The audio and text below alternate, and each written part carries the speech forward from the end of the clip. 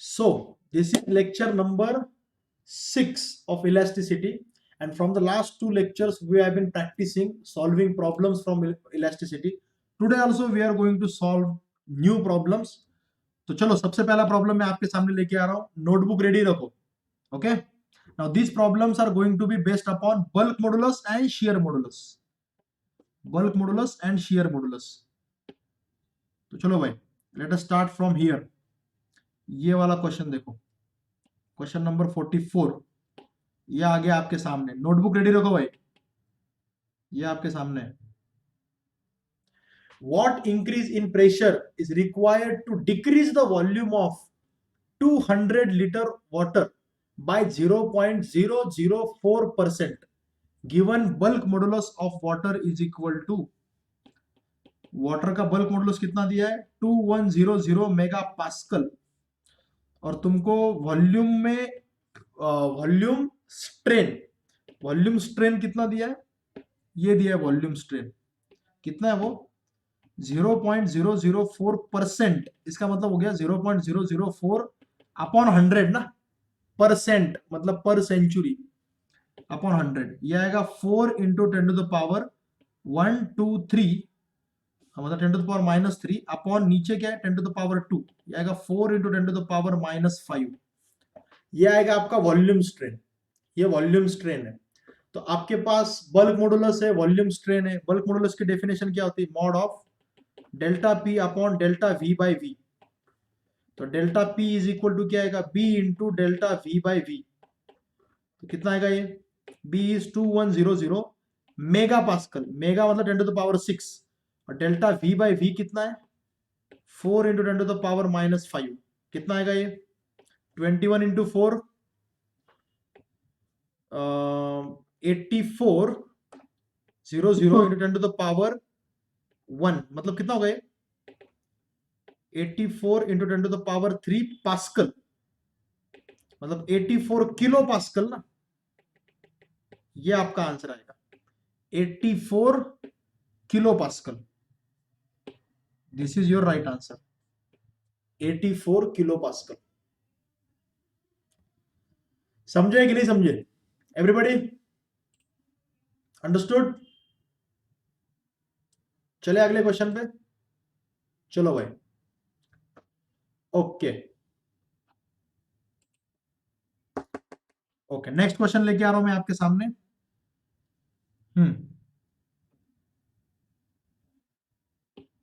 ये वाला क्वेश्चन देखो. ये शियर फोर्स पे, ये बल्क पे था, अभी ये शियर मॉडुलस पे. हाँ, forces of 100 Newton each are applied in opposite direction on the upper and lower face of the cube. एक क्यूब लिया ऐसे, उसको इधर एक फोर्स लगाया और इधर एक फोर्स लगाया, F और F. ठीक है, ऑफ साइड लेंथ, इसकी साइड लेंथ कितनी है 20 centimetre. The upper face is shifted parallel to itself by 0.25 centimetre. ठीक है, the upper face is shifted parallel to itself by 0.25 centimeter. Opposite direction on the, अरे यार ये डायग्राम करेक्ट ड्रॉ की है क्या मैंने? सर वो बाहर की तरफ आएंगे फोर्सेस. मतलब ये ऐसे तो नहीं लगाया हुआ कहीं, ऐसे तो नहीं लगाया, नीचे से ऐसे.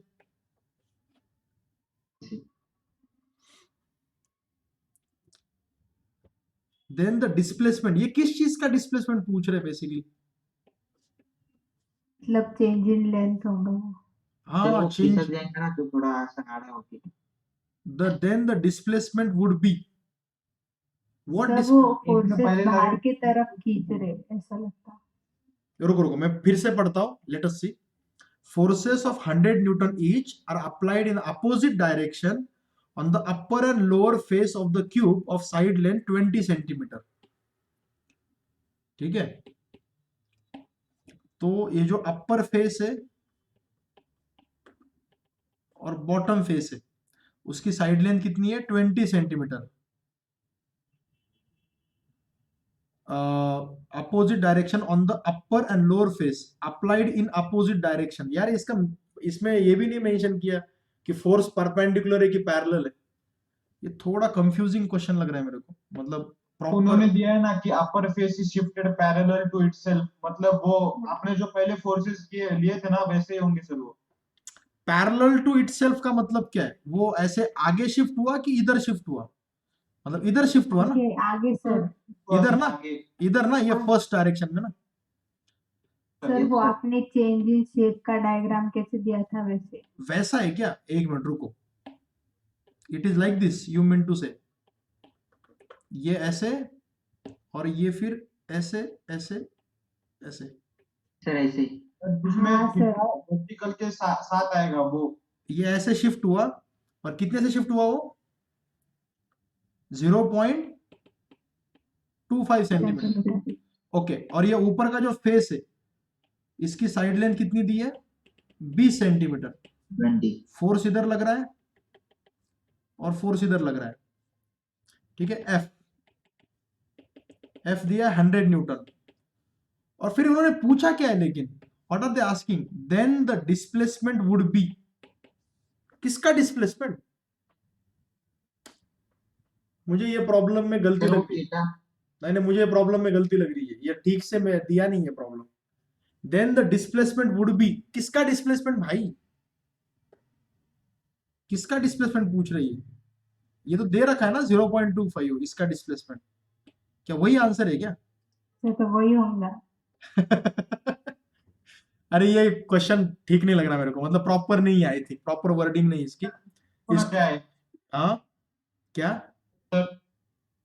हाँ बेटा, क्या है वही आंसर होगा 0.2। नहीं नहीं नहीं, अरे मैं बोल रहा हूँ ना कि क्वेश्चन की वर्डिंग प्रॉपर नहीं है, तो स्किप करो इस क्वेश्चन को, स्किप कर देते इसको, नेक्स्ट क्वेश्चन पे चलते, खाली टाइम वेस्ट होगा उस पर। ओके, ये वाला क्वेश्चन ऐसा होता है कभी कभी बुक्स में, कैसे क्वेश्चन होते हैं जिसकी वर्डिंग प्रॉपर नहीं होती। ओके, ये वाला क्वेश्चन तो थ्योरेटिकल है और ये स्ट्रेट फॉरवर्ड क्वेश्चन है। Rigidity modulus of steel is eta. Rigidity modulus of steel is eta and its Young's modulus is y. Piece of steel of cross sectional area is changed into wire of length L and area A by 10. एक ऐसा piece of metal लिया और इसको wire में convert कर दिया ऐसे, तो इसका सरफेस एरिया A, तो इसका सरफेस एरिया A by 10 है। तो क्या होगा? तो पहला ऑप्शन है कि y इंक्रीज होगा और ईटा डिक्रीज होगा। दूसरा ऑप्शन है y एंड ईटा दोनों सेम रहेंगे। तीसरा ऑप्शन है दोनों इंक्रीज होंगे। चौथा ऑप्शन है दोनों डिक्रीज होंगे। तुम लोग बताओ, कौन बताएगा मुझे क्या होगा भाई? इंक्रीज होगा और वो दूसरा डिक्रीज। मतलब y इंक्रीज होगा और ईटा डिक्रीज होगा। अच्छा, और किसको इनपुट देना है? Remain same. Will remain the same. Remain same कौन बोल रहा है? आदित्य? रिमेन, क्षितिज क्षितिज क्षितिज रिमेन सेम कैसे बेटा? मटेरियल सेम ही है ना। हाँ, ये जो y और मतलब यंग्स मॉडुलस और ईटा, यंग्स मॉडुलस और ईटा, ये दोनों भी क्या है? ये दोनों भी क्या है? ये दोनों भी मटेरियल कांस्टेंट्स है। These are material constants. मतलब मटेरियल के, जो मटेरियल के लिए हो उसके लिए फिक्स रहते, वो डायमेंशन पे डिपेंड नहीं करते, ये ज्योमेट्री पे डिपेंड नहीं करते, लेंथ कितनी, विड्थ कितनी, एरिया कितना। लेंथ, विड्थ, एरिया ये चीजें मैटर नहीं करती, मटेरियल कौन सा है। और मटेरियल अगर फिक्स है, मटेरियल फिक्स है तो ये भी फिक्स हो जाएगा, y और ईटा भी फिक्स हो जाएंगे, तो y और ईटा रिमेन सम। तो ये राइट आंसर है, बाकी के तीनों गलत है। ये याद रखो, Young's modulus, modulus of rigidity, Young's modulus, modulus of rigidity, और तीसरा बल्क मॉडुलस, तीनों भी मटेरियल कांस्टेंट है। और एक और अपना वो था ना पॉइजंस रेशियो, ये सारे मटेरियल कांस्टेंट है, ये सिर्फ मटेरियल पे डिपेंड करते हैं, ऑब्जेक्ट की साइज शेप पे डिपेंड नहीं करते। सर्वेश बोल रहा है सर एक सेकंड पिछला क्वेश्चन दिखाओ। सर्वेश टमाटर, इसके पिछला क्वेश्चन अपना डिसाइड हुआ ना, उसकी वर्डिंग गलत है, बाद में भी देख सकते हो तुम, लेकिन उसकी वर्डिंग गलत है। ओके चलो नेक्स्ट क्वेश्चन पे चलते हैं। हाँ बोलो बेटा, और क्या बोलना चाहते थे तुम? ये बल्क, ब्रेकिंग स्ट्रेस मटेरियल पे डिपेंड करता ना। हाँ ब्रेकिंग स्ट्रेस भी मटेरियल पे डिपेंड करता है। ब्रेकिंग स्ट्रेस भी मटेरियल पे डिपेंड करेगा। मटेरियल, अगर तुम मटेरियल में कुछ चेंज करोगे, मटेरियल का टेम्परेचर चेंज करोगे, उसको एलॉय में कन्वर्ट करोगे, उसमें कुछ मिक्स कर दोगे मटेरियल के अंदर, तो फिर मटेरियल चेंज होगा थोड़ा सा, तो उसके हिसाब से फिर वो कांस्टेंट भी चेंज होंगे। तो मटेरियल पे डिपेंड करते, वो मटेरियल चेंज किया तो कांस्टेंट चेंज होते हैं, सिर्फ शेप साइज पे नहीं डिपेंड करते, लेंथ विड्थ एरिया वगैरह वगैरह। Okay okay look at this question. क्या क्वेश्चन दिया ये? A sample of liquid has initial volume of 1.5 liter. The volume is reduced by 0.2 milliliter when the pressure is increased by 140 kilopascal. What is the bulk modulus? अरे ये तो easy है। bulk modulus equal to delta P upon delta V by V, मतलब जाएगा v into delta P by delta V. यहाँ पे minus लगता है क्योंकि वॉल्यूम घटेगा तो प्रेशर बढ़ेगा, प्रेशर बढ़ेगा तो वॉल्यूम घटेगा। निकालो भाई बल्क मॉडुलस। वॉल्यूम कितना दिया है? इनिशियल वॉल्यूम दिया 1.5 लीटर। डेल्टा वी कितना दिया? 0.2 मिलीलीटर। डेल्टा पी कितना दिया? 140 किलो पास्कल। पुट करो वैल्यू। वी की वैल्यू कितनी है? मैं सीधा मॉड ले रहा हूं इसका, तो I am forgetting about minus, सीधा मॉड ले रहा हूं। 1.5 इन 10⁻³ लीटर को मीटर क्यूब में करना पड़ेगा। Delta P 140 kilo pascal, kilo pascal को पास्कल में 10⁻³ डेल्टा वी 0.2 मिली, मिली का 10⁻³ और लीटर का 10⁻³ मीटर क्यूब करना पड़ेगा ना मेरे को। अब देखो कितना आता है ये 10⁻³ प्लस 3 कट, ये 1.5 इंटू 140 डिवाइड बाय 0.2 इंटू ये ऊपर जाके क्या होगा 10⁻+6। अच्छा ये पॉइंट गया, ये भी पॉइंट गया, 2 से डिवाइड करो, ये 70 आ गया। 15 इंटू 70 इंटू 10⁻6, 15 इंटू 70 कितना आएगा? 15 सेकंड, 15 से 50, 15 सेकंड 105 10⁻6, मतलब ये हो जाएगा 1.05 इन 10⁻9 पास्कल। 1.05 10⁻9 first option. ये देखो first option is the right answer. Okay got it. चले आगे, let us move on to the next question. चलो भाई नेक्स्ट क्वेश्चन क्या है? अच्छा ये देखो, ये थ्योरेटिकल क्वेश्चन है। मैंने आपको कल कंप्रेसिबिलिटी क्या होती है बताया था ना?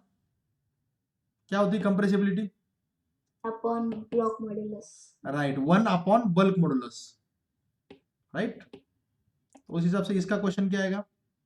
Compressibility is 1 upon bulk modulus, that is 1 upon v into delta P by delta V. Basically क्या होगा ये 1 by V delta V by delta P. So is it the product of volume and pressure? No. Is it p into V? No. Is it change in pressure per unit change in volume strain? No. It is what? ऊपर क्या है delta v by we है और नीचे क्या है delta p है। It is basically volume strain per unit pressure change ना, बराबर। ऊपर क्या है वॉल्यूम स्ट्रेन और नीचे क्या है प्रेशर चेंज। तो मुझे लगता है ये ऑप्शन भी नहीं है, ये भी नहीं है। The fractional change in volume जो कि ऊपर दिया है बराबर पर unit change in pressure, correct, ये करेक्ट आएगा। दिस ऑप्शन इज राइट, बराबर है ना, यही है ना, फ्रैक्शनल चेंज इन वॉल्यूम पर unit change in pressure, right. Correct answer is C option. अब बेसिकली इसमें क्वेश्चन में क्या पूछा आपको? इस क्वेश्चन में आपको सिर्फ डेफिनेशन पूछ ली, वो भी किसकी डेफिनेशन पूछ ली? कंप्रेसिबिलिटी की डेफिनेशन पूछ ली, है कि नहीं? Compressibility is 1 upon bulk modulus. Okay चले नेक्स्ट पॉइंट पे। ओके नेक्स्ट पॉइंट कौन सा है? ये हो गया बल्क मॉडुलस। एक और क्वेश्चन लूँ यार, volume elasticity of the coefficient of volume. और तुम्हारा एक्सपांशन का नहीं हुआ ना अभी, तो एक्सपांशन का क्वेश्चन नहीं कर पाओगे। ये भी बल्क के क्वेश्चन है यार, इसमें शियर फोर्स के क्वेश्चन किधर है? शियर स्ट्रेन, कंप्रेसिबिलिटी, सारे क्वेश्चन उसी के। ये वाला अरे ये ट्विस्ट का क्वेश्चन दिया है। ट्विस्ट का एक फॉर्मूला होता है, अच्छा खासा फॉर्मूला है वो, कि तुम अगर इसको ट्विस्ट करोगे तो स्ट्रेस कितना आएगा, शियर स्ट्रेस। तो वो ट्विस्ट पे डिपेंड करता है, वो इस ट्विस्ट पे डिपेंड। लेकिन यार ये फॉर्मूला तुम्हारे सिलेबस में वैसे नहीं है एक्चुअली, पता नहीं है, हमें इंजीनियरिंग के लिए था। अगर इसकी लेंथ L है तो twist is defined as theta upon L। तुम कितना ट्विस्ट कर रहे हो, theta upon L is called as twist. Twist पे डिपेंड करेगा कि स्ट्रेस कितना आएगा। अभी मेरे पास वो फॉर्मूला नहीं है, मैं फॉर्मूला देख के आपको बताऊंगा, ठीक है। बट ये formula as far as I know syllabus में नहीं होना चाहिए, क्योंकि इंजीनियरिंग में था यार, इसका काफी कॉम्प्लिकेटेड डेरिवेशन है उसका, मुझे पता है। अब मुझे बहुत साल हो गए यार, मेरे को इतना भी याद नहीं। ट्विस्ट दिया है देखो यहाँ पे, छोड़ो, अपन बल्क के क्वेश्चन पे आते हैं। ये वाला देखो, इजी इजी क्वेश्चन है यार। ये इलास्टिसिटी का मुझे लगता है कि बहुत इजी क्वेश्चन हो रहे हैं। ये वाला देखो, when a pressure of 100 atm, अब atmospheric pressure, when a pressure of 100 atm is applied on a spherical ball, its volume reduces to 0.01%। Actually यहाँ पे reduces to नहीं बोलना चाहिए था, यहाँ पे reduces by बोलना चाहिए था यार, ये ग्रामेटिकल मिस्टेक है। ये reduces to नहीं चाहिए, reduces by चाहिए था। reduces to का मतलब क्या होता है कि उतना हो गया, इतना कम कैसे होगा 0.01%। सर जेई के सिलेबस में है क्या? आई डोंट थिंक जेई के सिलेबस में भी है। अरे भाई उसका बहुत लेंथी डेरिवेशन है, मुझे पता है, मैंने किया है बहुत बार, लेकिन अभी याद नहीं मेरे को। कॉम्प्लिकेटेड डेरिवेशन है उसका। हाँ मुझे कौन बता रहा है, समीक्षा बता रही है sir, P pi G R power 4 pi G R power 4 divide by 2i is equal to twist. उसमें भी अब जी क्या है पता है क्या? जी इज बल्क मॉडुलस है, ठीक है, इंजीनियरिंग में जी दिया है वो। आर उसकी रेडियस है, ठीक है, उसकी रेडियस है, इसकी रेडियस। और इसमें आई क्या है पता है क्या? इसमें आई है मोमेंट ऑफ इनर्शिया नहीं है, आई मोमेंट ऑफ इनर्शिया नहीं है, आई कुछ और है यार। अब उसका भी नाम भूल गया मैं।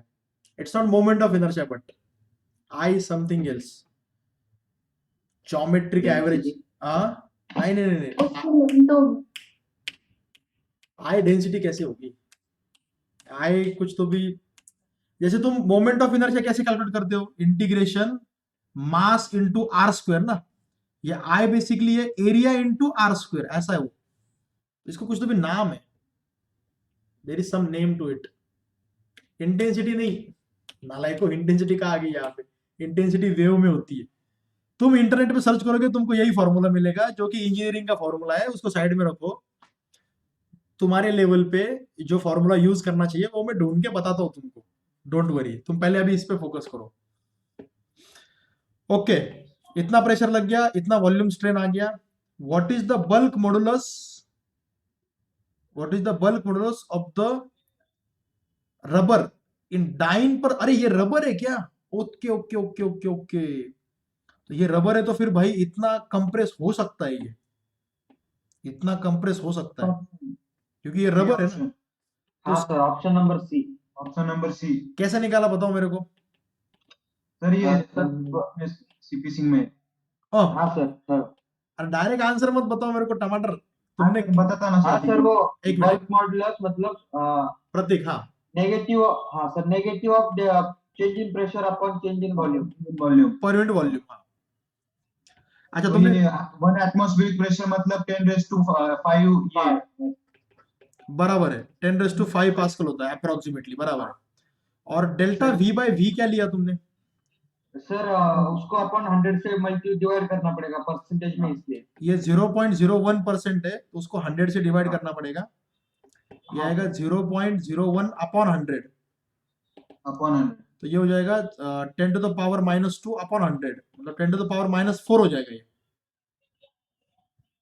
बराबर ना? हाँ हाँ सर, सर। ओके, तो फिर बल्क मॉडुलस क्या आएगा? B is equal to delta P upon delta V by V ना। तो Yes, sir. डेल्टा P की वैल्यू कितनी है?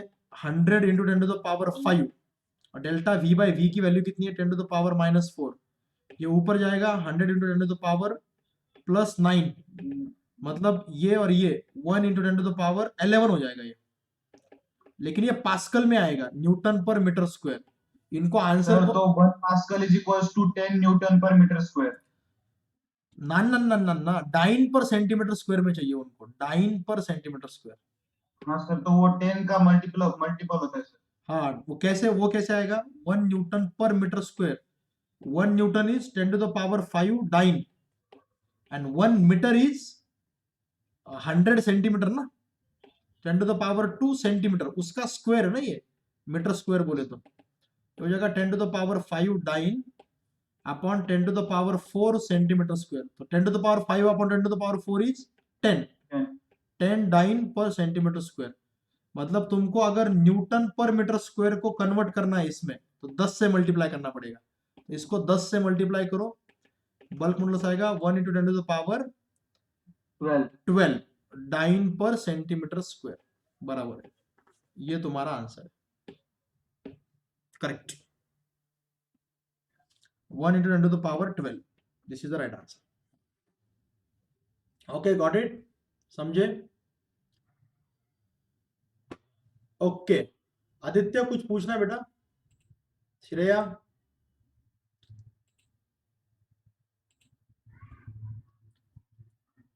ओके, समझ में आ गया, बहुत अच्छे। Aditi, very good.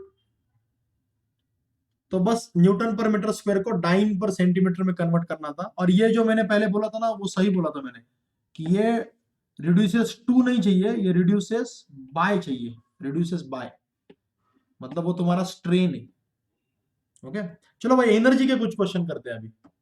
Late us solve some questions of energy. Energy की भी क्वेश्चन है अपने पास। ये देखो, ये वाला देखो,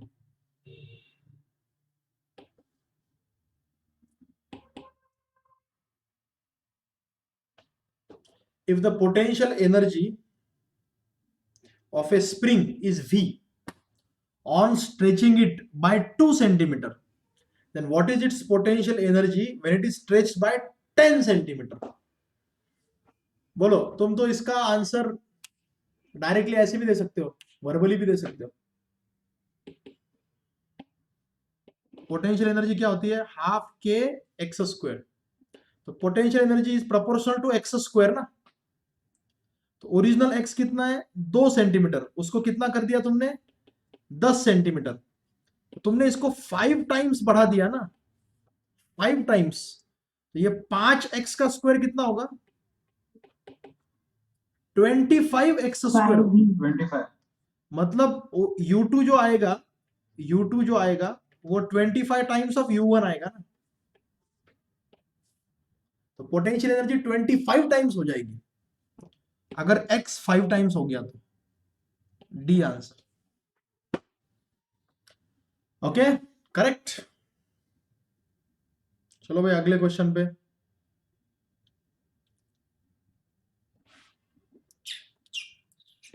ये वाला क्वेश्चन देखो, ये एनर्जी के क्वेश्चन होते थोड़े इंटरेस्टिंग होते। अपन ने पॉइजन रेशियो के भी क्वेश्चन नहीं किया ना, वो भी करने हैं अपने को। To wires of same diameter of the same material, same diameter, same material, having length L and 2L. If the force capital F is applied on each, the ratio of the work done in two wires will be. Ratio of the work done. Two wires of same diameter and of the same material, having length L and 2L. एक का length L है, एक का length 2L है, दोनों का diameter same है, दोनों का वॉल्यूम सेम, दोनों का क्या क्या सेम है, डायमीटर मटेरियल सेम है। इसकी लेंथ L है, इसकी लेंथ 2L है, दोनों पे फोर्स सेम लगाया है, तो वर्क डन कितना होगा? मुझे बताओ, work done as a potential energy store होगा, और तुम जो वर्क डन निकालते हो as a potential energy store होगा। पोटेंशियल एनर्जी का फॉर्मूला याद दिलाओ मेरे को। AY upon L into delta L square. Half into load into extension, याद है मैंने बोला था, half into load into extension. Energy का डेरिवेशन याद है क्या? Half into F into delta L, that's it. Half into load into extension. अब तुम चाहो तो ये वाला फॉर्मूला यूज कर सकते हो, stress equal to Y into strain. ठीक है, इसमें एफ भी सेम है, सिर्फ लेंथ में डिफरेंस है ना, दोनों का एल एल अलग आएगा। एक काम करो, ये डेल्टा एल की वैल्यू नहीं यूज कर सकते क्या? नहीं। Half into AY upon L into delta L square. नहीं, एक काम करते ना, यहां से डेल्टा एल की वैल्यू निकालते हैं ना। यहां से डेल्टा एल की वैल्यू क्या आएगी? F L by Y A, और इसको यहां पे पुट कर देंगे, यह आएगा half into load into extension क्या है, F L by Y A, ये हो जाएगा half into F square L by Y A, right. तो इसका मतलब u is proportional to F square, लेकिन f तो कांस्टेंट है। u is inversely proportional to y, लेकिन y तो कांस्टेंट है। u is inversely proportional to area, लेकिन एरिया भी दोनों का सेम है। u is directly proportional to l, l double है, तो जिसका l डबल होगा उसके लिए एनर्जी भी क्या होगी? डबल होगी। एनर्जी डबल होगी मतलब वर्क भी डबल होगा, तो आंसर 1:2 आएगा। समझे क्या? सर 4 आएगा सर 1:4। कैसे बेटा 1:4 कैसे? Sir area pi R square 2L का स्क्वायर। लेकिन यहाँ पे दिया है ना सेम डायमीटर, तो एरिया सेम है ना, सॉरी एरिया सेम है, मटेरियल भी सेम है कि नहीं? ओके सर, लास्ट क्वेश्चन का आंसर दिखाओ, कौन बोल रहा है ये? आर्या। आर्या बेटा क्या दिक्कत है लास्ट क्वेश्चन में? तुमने x को 5 टाइम्स कर दिया, तो एनर्जी भी तो 25 टाइम्स हो जाएगी ना, x स्क्वायर को प्रोपोर्शनल है ना। मुझे लगा इजी है, वो समझ में आ गया हो। ओके चलो अगला क्वेश्चन लेके आता हूं मैं। अगला क्वेश्चन भी एनर्जी पे है।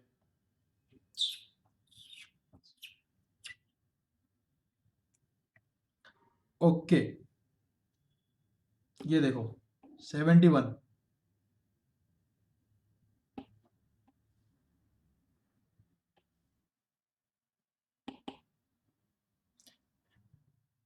a 5-meter long wire is fixed to the ceiling. The weight of 10 kg is hung at the lower end 1 meter below the floor. The wire was elongated by 1 mm. The energy stored in the wire due to stretching. Wire में energy कितनी store होगी? ये wire है, wire की length 1 metre है, यहाँ पे load लगा दिया कितना? 10 kg का, तो इसमें एक्सटेंशन कितना हुआ? Delta L is equal to 1 mm। तो इसमें एनर्जी 5 मीटर है। ओके फ्लोर के ऊपर 1 मीटर है, लेकिन वायर की लेंथ 5 मीटर है। बाय द वे ये सारी चीजें मैटर नहीं करेगी, लेकिन फिर भी चलो ठीक है। ओके अब पोटेंशियल एनर्जी कितनी होगी इसकी? अब मुझे बताओ फ्लोर के नीचे से कितना मीटर है? 1 मीटर मैटर नहीं करता, ये 5 मीटर लेंथ भी मैटर नहीं करेगी। मुझे बताओ पोटेंशियल एनर्जी का फॉर्मूला क्या है? Potential energy half into load into extension. Very good, half into load into extension, half into load into extension, this is the potential energy. यहाँ पे लोड कितना है? 10 किलो का, मतलब 100 न्यूटन, और एक्सटेंशन कितना हुआ? 1 mm। 1 mm बोले तो 10⁻³ मीटर। कितना आएगा ये? 100/2 इज 50, 50 × 10⁻³ जूल। मतलब 0.05 0.05 जूल। आ गया answer. This is the energy stored in the wire due to stretching, half into load into extension. तुम में से कोई सोच रहा है कि सर तुमने ये हाइट क्यों कंसिडर नहीं की, mgh क्यों नहीं लिया? भाई यहाँ पे ग्रेविटेशन की एनर्जी नहीं पूछी है, इलास्टिक पोटेंशियल एनर्जी पूछी है। तो जो क्वेश्चन पूछा गया उसी के बेसिस पे आंसर दिया जाएगा ना, है कि नहीं? Okay, one more question.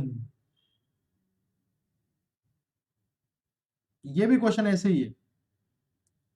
अच्छा ये वाला क्वेश्चन करो, ये थोड़ा इंटरेस्टिंग लग रहा है मेरे को। 76 वाला।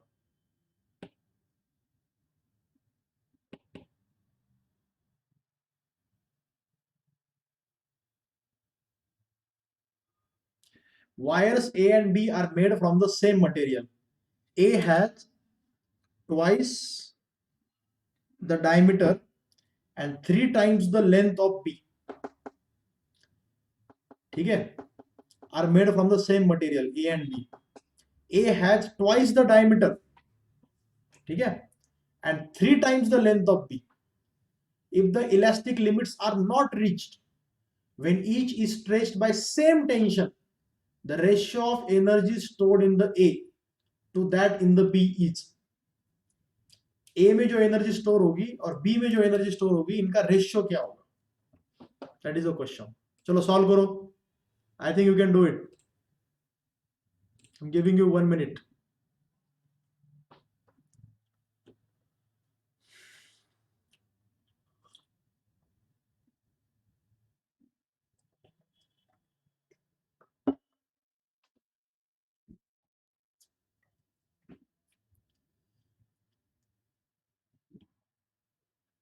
Wires A and B are made from same material.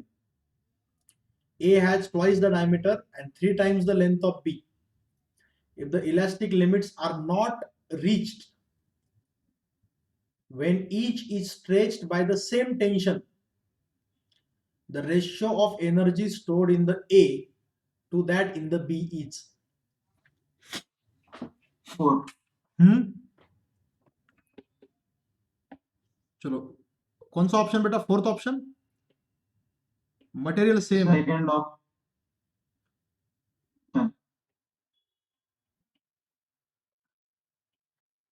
देखो ये B है, ये A है।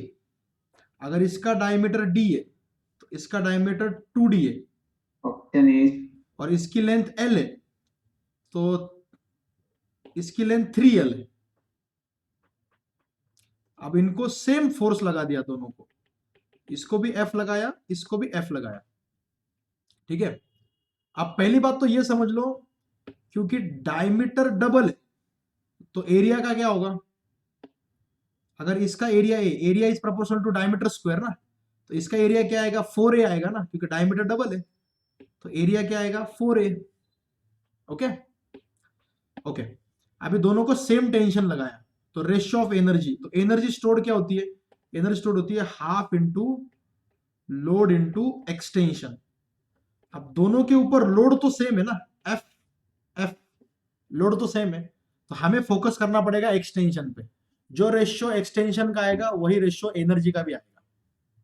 तो energy of A upon energy of B is equal to extension of A upon extension of B, ठीक है। अब एक्सटेंशन का फॉर्मूला क्या है भाई? एक्सटेंशन का फॉर्मूला क्या है? Extension F L by Y A बराबर, तो F L by Y A करो यहाँ पे, F L by Y A. तो इसमें क्या क्या कैंसिल होगा? देखो पहली बात तो लोड सेम है तो एफ और एफ कैंसिल हो जाएगा, मटेरियल सेम है तो वाई और वाई भी कैंसिल हो जाएगा, बचेगा बस लेंथ का रेशियो एल ए अपॉन, मतलब पहली वायर अपॉन एल बी दूसरी वायर इनटू ये रेसिप्रोकल है, देखो नीचे ए और ये नीचे, तो ये जो डिनोमिनेटर में ये एरिया ये ऊपर जाएगा, ये बी का एरिया अपॉन ए का एरिया ऐसा होगा। तो पहले वाली लेंथ का रेशियो क्या आएगा? 3/1 3L by L 3L by L, और दूसरे वाले का एरिया अपॉन पहले वाले का एरिया। तो दूसरे वाले का एरिया कितना है a, और पहले वाले का 4a, तो a अपॉन 4a, तो ये कितना आएगा, एल कैंसिल, ए कैंसिल, 3 अपॉन 4 ना, तो आंसर आएगा 3 अपॉन 4, 3:4, सेकंड ऑप्शन। समझे कि नहीं समझे? यस सर, एकदम रियली समझ में आ गया? Okay yes sir. तो ऐसे क्वेश्चंस एग्जाम में आते हैं। चलो अब मुझे लगता है कि एक और 2 क्वेश्चन कर सकते हैं क्या, क्योंकि अभी तो 4 o'clock हो केमिस्ट्री का क्लास गया। सर, उधर सर लेक्चर शुरू करा देते सर महाजन सर। ओके चलो, अभी कुछ लोगों का लेक्चर है तो अपन रुकते हैं। मैं वर्कशीट भेज रहा हूँ आज। मैं कल प्रॉमिस किया था लेकिन मैंने भेजा नहीं, लेकिन अभी भेज रहा हूँ। तनिष्क बोल रहा है कि सर यूट्यूब पे प्लेलिस्ट क्रिएट करो। अरे बेटा तनिष्क, यूट्यूब पे मैंने प्लेलिस्ट भी बना ली है इलास्टिसिटी की, और उसकी लिंक भी भेज दी है आप लोगों को जूम पे। क्या करते हो यार तुम, एक बार चेक तो कर लिया करो। टमाटर सर, हमने जो क्वेश्चन स्किप किया था वो बराबर था शायद, उसमें 10 सेंटीमीटर लेंथ होने के बाद क्या डिस्प्लेसमेंट होगा ये पूछा था। Okay okay okay okay okay, अच्छा अच्छा अच्छा अच्छा अच्छा। कौन बोल रहा है? सर्वेश। सर्वेश ये बोल रहा है कि सर अपन ने जो क्वेश्चन स्किप किया था ना बीच में, जिसकी वर्डिंग गलत लग रही थी अपने को, मतलब मुझे गलत लग रही थी वर्डिंग। सर्वेश का कहना है कि सर क्वेश्चन ऐसा है कि जब साइड लेंथ 20 सेंटीमीटर थी तब डिस्प्लेसमेंट 0.25 हुआ था। अगर साइड लेंथ 10 सेंटीमीटर होती तो डिस्प्लेसमेंट कितना होता? Okay okay okay okay, now I get it. अच्छा, इसलिए सर्वेश बोल रहा था कि सर वो क्वेश्चन का बताओ एक बार। ओके ओके, अभी मुझे समझ में आया, तो मैं गलत अज्यूम कर रहा था मतलब। Okay, now I get it, now I get it. Okay, तुम लोगों को समझ में आया क्या मैंने क्या बोला अभी? Did you understand? नहीं नहीं सर। देखो देखो देखो, सर्वेश का ये कहना है कि सर प्रॉब्लम ऐसा है कि क्यूब की साइड लेंथ 20 सेंटीमीटर है, तो डिस्प्लेसमेंट कितना हुआ? 0.25। अगर क्यूब की साइड लेंथ 10 सेंटीमीटर होती, अगर क्यूब की साइड 10 सेंटीमीटर, तो कितना डिस्प्लेसमेंट होता? समझे क्या? हाँ सर। आप समझे? हाँ सर। बेसिकली ये मीनिंग है उसका। मैं कुछ और ही सोच रहा था तो मुझे लगा वर्डिंग ही गलत है। नहीं, उसकी वर्डिंग सही है। ये डिस्प्लेसमेंट कितना होगा अगर साइड लेंथ 10 सेंटीमीटर कर दी तो, क्योंकि जब 20 सेंटीमीटर है तब इतना है। ये L1 मानो, ये L2 मानो। तो इसके लिए मुझे लगता है शियर फोर्स का इक्वेशन यूज करना पड़ेगा ना। Shear stress is equal to eta into theta. Theta is equal to क्या होता है? ये displacement delta X upon L. ये हो जाएगा थीटा की जगह यहां पे लिखो डेल्टा एक्स अपॉन एल। और जो एरिया है, ये एरिया भी क्या होगा? एरिया भी क्या होगा? Area equal to L square होगा ना। एरिया एल स्क्वायर लिखो यहाँ पे, तो इक्वेशन क्या बन जाएगा ये पूरा का पूरा? F upon L square is equal to eta delta X upon L. तो एल स्क्वायर और एल कैंसिल हो जाएगा, इसका मतलब delta X is equal to F upon eta L. तो इसका मतलब delta X is inversely proportional to L. Delta X L को इनवर्सली प्रोपोर्शनल है। तो एल को तुम क्या कर रहे हो? 20 सेंटीमीटर से 10 सेंटीमीटर, मतलब एल को तुम हाफ कर रहे हो। एल को तुम अगर हाफ कर रहे हो तो डेल्टा एक्स क्या हो जाएगा? डबल हो जाएगा ना, क्योंकि वो इनवर्सली प्रोपोर्शनल है ना। समझा क्या तुम लोगों को? एवरीबॉडी समझ में आया ना? तो डेल्टा एक्स एल को इनवर्सली प्रोपोर्शनल है, तो एल को हाफ किया तो डेल्टा एक्स डबल होगा। तो 0.25 का डबल कितना हो जाएगा? 0.25 का डबल 0.5 हो जाएगा। यस यस यस यस, ये राइट आंसर है। तभी मैं सोच रहा हूँ कि यार ये वर्डिंग कैसे गलत हो गई ऐसे। Forces of 100 Newton each around the upper face is shifted. If the side of the cube were 10 centimeter, then the displacement would be okay. अगर क्यूब की साइड लेंथ 20 सेंटीमीटर से 10 सेंटीमीटर कर दी तो डिस्प्लेसमेंट कितना होगा अपर फेस का? ठीक है, तो मैंने कैसे सॉल्व किया समझा क्या? मैं फिर से बताता हूँ जिनको नहीं समझा उनको। बहुत सिंपल तरीके से किया मैंने देखा कि इसके ऊपर फोर्स कितना लग रहा है? F। तो मैं ऐसे बोल सकता हूँ एफ अपॉन ए इसका एरिया है, इज इक्वल टू इटा इंटू थीटा, इसमें कितना डिस्प्लेसमेंट होगा इसका, ये थीटा, और थीटा क्या होता है डेल्टा एक्स अपॉन एल, ये एल इसकी ये हाइट आएगी ना, तो बेसिकली ये फॉर्मूला बन गया एफ अपॉन एरिया होता है एल स्क्वेयर इटा इंटू, और थीटा होता है अपोजिट अपॉन ये, that is delta X upon L, L square L cancel, तो डेल्टा एक्स आ गया एफ अपॉन इटा एल। तो इससे क्लियर कट समझ में आ गया कि डेल्टा एक्स इनवर्सली प्रोपोर्शनल होता है एल को, क्योंकि वो एल को इनवर्सली प्रोपोर्शनल है, एल को तुमने हाफ किया, delta x double, that's it. चलो भाई बहुत अच्छे Sarvesh, thank you for pointing out my mistake, very good बेटा, नाइस। चलो सर मी तुम्हाला पाठवले होते क्वेश्चंस का, एक मिनट बेटा, लेट मी सी। यहाँ पे तो अभी लेक्चर खत्म हो गया, जिनको अगला लेक्चर के लिए जाना है वो अगले लेक्चर के लिए जा सकते हैं, okay, and this lecture will be soon uploaded on YouTube, तो किसी का कुछ मिस हो गया तो वो देख सकता है, ओके। जो यूट्यूब पे देख रहे बाद में उनको चलो गुड डे।